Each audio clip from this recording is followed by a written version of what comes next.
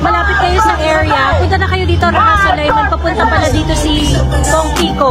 Introducing ang DDS na si Tado aka Joey De Vivre na naniniwala sa kanilang mga fake news at conspiracy theories.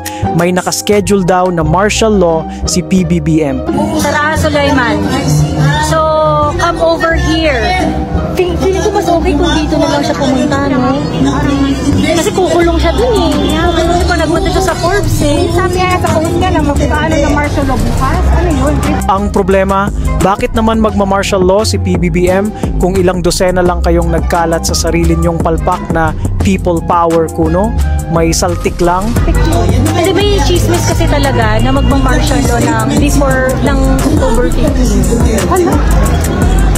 Hala? Yun yung kwento. Hala? Hala. Yun yung kwento.